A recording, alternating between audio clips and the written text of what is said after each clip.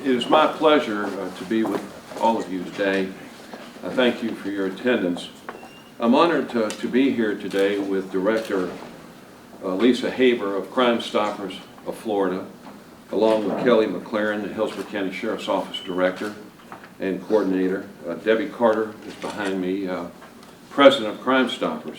We're very honored to have Mayor Bob Buckhorn with us, Tampa Police Chief Eric Ward, Hillsborough County Sheriff's Colonel Donna Luzinski, Temple Terrace Chief of Police Ken Albano, my assistant State Attorney Felix Vega, who is on the Board of Directors of Crime Stoppers, Kevin Brown from ATF, along with Dave Brown, that is, and Kevin Richardson from ATF.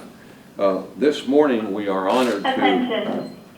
Colonial Life representative is here in Upper Room 201.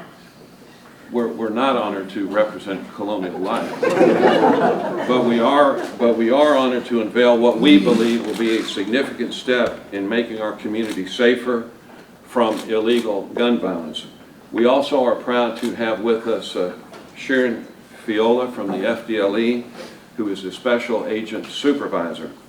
Sadly, we hear almost every day of tragic events that needlessly snuff out a life or injure our families, children, and friends. These events are perpetrated by criminals with illegal firearms. That is why I've joined forces with Crime Stoppers, our mayor, our law enforcement community, and I present to you now to share with you the nuts and bolts, if you will, of the program. Lisa Haber, the Executive Director of Crime Stoppers, and Assistant State Attorney Felix Vega. Thank you. Thank you all so much for being here, and I have to thank all of our law enforcement partners that are with us today too. Thank you. The gun bounty program is, I will tell you, not something necessarily new, but we are doing things a little bit differently in the 13th Judicial Circuit in Fort Hillsborough County. The program is basically this. It's a very simple formula. One gun, one arrest, $1 grand. Basically, information that comes into the Crime Stopper program anonymously that gives us information on somebody who may have an illegal firearm, has used one illegally, may even just the mere possession of it being illegal. We want to get that information before they're able to take that gun and commit a violent offense that eventually falls on the doorsteps of our state attorney to have to prosecute. So really simple. This has been done in other areas, but what we're doing a little bit differently here, because over a year ago, then Chief Jane Castor from the Tampa Police Department and her staff, many of whom are still standing here with me, came to our organization, Crime Stoppers, and said, what more can Crime Stoppers do to help us stem the tide of gun-related violence in the city? Almost at the same time, the Hillsborough County Sheriff's Office came to us for that same request. And the first thing that came to mind is gun bounty. And gun bounty, as I said, there are other jurisdictions across the U.S. that have done this, and I'm not a real big believer in recreating the wheel, but we can certainly improve on that. And we did in the way that we are doing the funding. A lot of times these programs are funded very temporarily. When the funding is gone, the program disappears, and we decided that we were not going to do that to our community here in Hillsborough County, and we needed a sustainable source of funding. Now, to get the ball rolling, we are lucky that our law enforcement shares their forfeiture assets with us, and we have donations, $20,000 from Tampa PD, and I'll let Chief Ward talk more about that. The Sheriff's Office has given us $15,000, and the Mayor has a special donation that I'm going to let him talk about as well. But the key to it being sustainable is the partnership that we've done with the State Attorney's Office. I'm going to let my partner here talk about that. Thank you, Lisa. And this was an extraordinary partnership that we've embarked on, was brought on to the Board of Directors of Crime Stoppers through Lisa mid last year over the summertime. We did approach Mr. Ober, and with his assistance got the approval for a unique program whereby for people that are entering the system that are third-degree felony offenders, first-time offenders we're talking about, who have the opportunity to go into what's called a pretrial intervention program. It's a diversion program that allows a person to do a period of supervision, and then in the end, the benefit to them is that the charges are dismissed. The stipulations are that they can have no more than one nonviolent misdemeanor in their record, and also it's contingent on the victim approval. Where the funding came into part and where Mark really stepped up and really took the ball on this, we've added a $40 fee into our Crime Stoppers trust fund, and just for the gun bounty itself. It's $40 we paid by everyone that goes into the pretrial intervention program. Last year alone, we had about 1,500 people go into the program that actually beat our expectations. But the last time I ran the numbers in July, and for that, we would have over $60,000 of sustainable income just going into the gun bounty program here in Hillsborough County. And that's what's unique about this program, is that the money is coming directly into Hillsborough County to get guns off the street. So you see this wonderful partnership behind me, from ATF to the Sheriff's Office to Tampa Police Department. This is very important because getting these guns off the street and allowing people to report these tips anonymously is key to getting information. It's not just about the money, it's not about necessarily prosecution, but getting the information that is needed for these law enforcement agencies to go out in the community, get these guns off the street, because not only are innocent people getting killed, but also innocent teenagers in a lot of different situations all across our county. So this is a wonderful partnership that I think is going to really save a lot of lives, allow people to report criminal activity without the fear of retaliation, without the fear of possibly being killed, sharing information with law enforcement, and ultimately saving a lot of lives. And the one thing I didn't mention, but I think is really important about this program, no taxpayer dollars are being used to support this program in any way. From the marketing materials that we use, everything either is actually coming from some sort of involvement with the criminal justice system by those who decide to violate our laws. So no taxpayer dollars, which I think is really important. I'd like to go ahead and introduce Mayor Bob Buckhorn. Lisa, thank you, and Lisa deserves much of the credit for this project. She has really been the brainchild behind it and the one who has reached out to all of the partners that you see behind me to help put this coalition together. My compliments to State Attorney Mark Ober for being willing to do this. This will give us the foundation upon which we will build this project. The city is committing $10,000 to this. That is coming out of the gift that Jeff Vinnick gave to me, but really gave to the city at the end of the Lightning playoffs, that partially we used to do a gun buyback recently that took over 500 plus guns off the street. We had some funds that were remaining. When Lisa came to me, I said without hesitation that the city is going to be all in on this one. And it's really quite simple. Every gun that we take off the street is potentially one less homicide. And as a mayor, we've seen the spike in gun violence in the city. We've seen the spike in gun violence around the country. Every mayor in America is dealing with the same problem. And so we have to be more creative in terms of how we deal with this. It can't just be a law enforcement issue. It's got to be parents that are willing to talk and tell.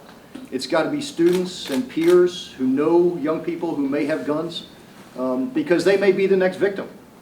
You know, I don't want to have to get up on any other day and see a mother or a father who has lost a child because of gun violence, either random or done with malice. I don't want to see that anymore in our city. That just breaks your heart, and our officers have to deal with it on a regular basis. And so anything that we can do to incentivize good people to give us the information necessary to get these guns off the street is a worthwhile endeavor. I mean, we saw the spike in the springtime. We took some steps to deal with it. We opened up our community centers. Over 17,000 young people took advantage of those extended hours in the city of Tampa during the summer at a very, very vulnerable time for them and for their friends. Getting these guns off the street, whether we have to pay people to do it, whether they do it because morally it's the right thing to do, whether it's because parents stand up and give us the information, or whether it's peers or neighbors who will give us the information, is absolutely the right thing to do. And the partners that are here behind me are absolutely committed to making this happen and getting that scourge of gun violence out of American cities and off the streets of Hillsborough County. So Lisa, thank you. State Attorney Ober, thank you. And to all the partners that are here today, thank you for joining with us. And you're going to hear from a number of them. Chief Eric Ford. Good morning. I'm very excited about partnering up with Crime Stoppers in this bounty program. This is a great opportunity for us to work with our community in our efforts to take guns off the street. Every community in the city deserves to be safe, and this is part of the process. Getting our community involved in the process is the key to our success. Moving forward, this is just one element or a piece of the puzzle that's going to make us successful in 2016. So I want to thank everyone for coming. I'm looking forward to a great 2016 in crime reduction. Next, I would like to bring up Colonel Lazinski from the Hillsborough County Sheriff's Office. Thank you, Chief. Good morning. On behalf of Sheriff G, I'd like to thank Crime Stoppers for taking on this endeavor. It's an honor for us to work with our community partners in law enforcement and the State Attorney's Office and Crime Stoppers. This gun bounty program is significant for us. In Hillsborough County alone, the Sheriff's Office, over 70% of our homicides last year were a result of gun violence. With this program, by putting one gun, one person behind bars, has been said, potentially saves a human life. And that's what our job is about, to do that, and make sure our community and the citizens in our community are safe. So again, I'd like to thank Crime Stoppers and the State Attorney for allowing us to participate in this. Thank you. Thank you very much to all of you. In closing, I'd like to share with you briefly some of the numbers that hopefully, and I'm confident we will prevent. Last year, the gun prosecutions that we had, 1020 live, in Hillsborough County, we had 688 individuals that fall within 1020 life. Of those individuals, we filed 953 cases, individual cases against those individuals.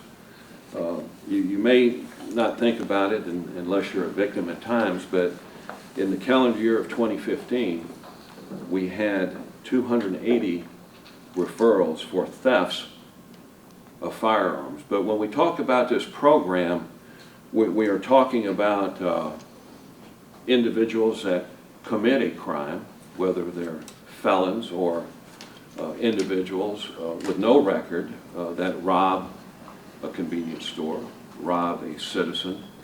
So this information that is provided to Crime Stoppers about these guns, illegal guns that kill and maim our families, our community, our children, must stop. And I am confident that if we save one life, if we prevent one death, if we prevent someone getting injured, because you, of all people, know all too often what you're reporting on, the tragedy that can be prevented in this community. So I'm honored to be with you today, to all the folks in law enforcement that are with me, and together we can make a difference in this regard. So thank you so kindly, and as I say, be safe in our community. Mark, I know you just read those statistics. How disturbing are they for you? They're very disturbing, Gloria, and I tell you, we need to be able to walk in our communities and not fear death and great bodily harm. So they're very, very troubling to me. And of course, these cases, as you know, the legislature has given us a great, powerful tool in 1020 Life, because the mindset with all that is that if you can't conform your conduct to the requirements of the law, so I can go outside and take my children and grandchildren in public without fear of someone sticking a gun in my face, then we need to take you out of circulation. And it's harsh. It is very harsh, but that's where we are, and we saw it this weekend. You know, I got 2 calls about tragedies that are pending, but you get it. So, Gloria, it's a very troubling event for us, and we all need to join hands. This is really unique in the way that we've counted, especially in this office and in law enforcement, the eyes and ears of people. Without the community involvement, without people that may be timid in coming forward, we need to have people help us. because we are at a standstill without that. You all reference different times this has been done in other jurisdictions. Is this the first time that Hillsborough has done a gun bounty program as opposed to a buyback program? Well, and I'll defer that question to Lisa. Yes, I believe it is. to answer yes. that question, yes, this is the first time that we've offered gun bounty in Hillsborough County. Pinellas County, St. Petersburg, the city of St. Petersburg has a gun bounty program within their city limits. We've seen the program in Miami, Gainesville, and Jacksonville. But again, what makes ours particularly different than some of the others is the fact that we have actually found for us a sustainable source of funding through the felony PTI program, as opposed to just necessarily relying on donations. I will also tell you that we have corporate support for this program as well. I can't really get into details because some of that's being worked out, but we look to have some corporate partners who are going to invest in the gun bounty program as well. How effective has it been in those other jurisdictions? I will tell you, it's been very effective. As far as Jacksonville, I can tell you, when they first started their program, they started with about $134,000 which in reward monies, which were dispersed within the first year of the program. After that, unfortunately, again, because they did not have a sustainable funding source, the program kind of went kind of quiet. They started to see their gun violence spike again, which is what happens. And then they had another resurgence of the program. So we suspect, and again, when we start talking about success, it's really reliant on the members of our community to actually be willing to trust us that we're going to keep them anonymous, and we're going to take that information and we are immediately giving it to the people, well, not the exact people, but the agencies behind me, and they know, and they're going to take that information, investigate that, and then let us know, once an arrest has been made. So gun buybacks have been happening, for a while. Mayor Buckhorn mentioned the most recent one. What is it about this program that you think will be more successful or actually have more of an impact? Well, I think they're different programs is what they are. This is a very much a public safety program as well, but it is designed, what we are looking at is we are targeting the violent criminals that illegally have firearms, and we're trying to get them before they can use those firearms to harm somebody. I've been involved in gun buyback programs when I was with the sheriff's office for many years, and a lot of times those guns, well, they could potentially become used in a crime because if it's an unsecured firearm, they're easily stolen. As Mr. Ober mentioned, all the grand thefts involving firearms. Well, what do you think is happening with those? Those are the ones that are being used to commit those robberies. So we do see that they're effective in different ways, and so in some cases we're actually preventing potential thefts of firearms. In this case, we're trying to get those guns that have already been stolen, but before they can harm somebody.